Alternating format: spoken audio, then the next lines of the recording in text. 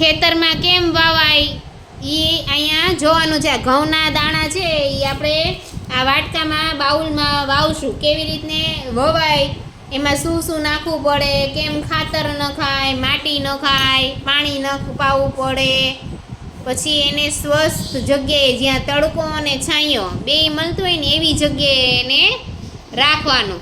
હાલો જો દિવ્યરાજ છે ને પેલા એક વાટકો છે એમાં કાકરા નાખશે. નાખ કાકરા. હાલો કાકરા જે નાખ્યા. હવે થોડીક છે ને તું માટી નાખ.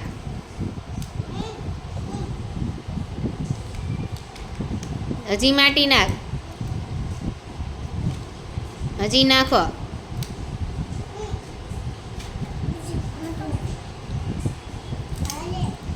જાજી બધી નાખી દે. અડધું બાઉલ ભરી દે. જો પેલા માટી નાખવાની આવી રીતે. હવે આસ્થા આવશે. હાલો આસ્થા, તને ખાતર આપ્યું છે તો તું ખાતર નાખી દે. એમાં આમ ફેલાવી દે. સરખું કરી નાખ ખાતર. જો કેમ ખાતર નાખવાનું, સરખું સરસ કરી પછી ખાતર નાખવાનું. ખાતર શેનું છે?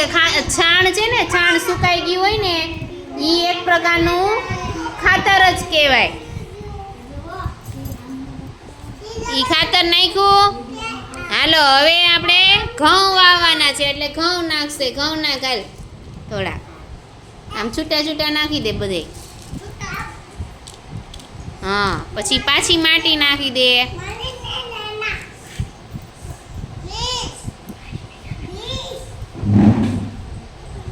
હવે આ બધું આમ ઢાંકી દે.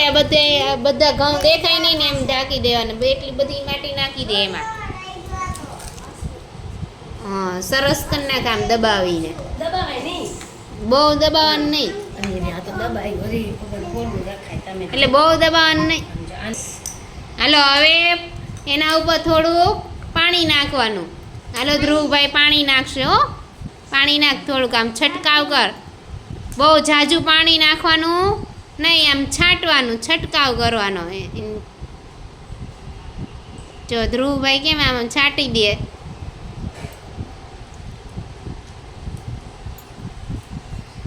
હવે થોડાક દિવસ છે ને આપણે અહીંયા બહાર રાખશું અને જોશું કે આમાં ઘઉં ઉગે છે તો કેવી રીતે ઉગે છે. એને તડકો અને છાંયો બેય મળે ને એવી રીતે નાખવાના.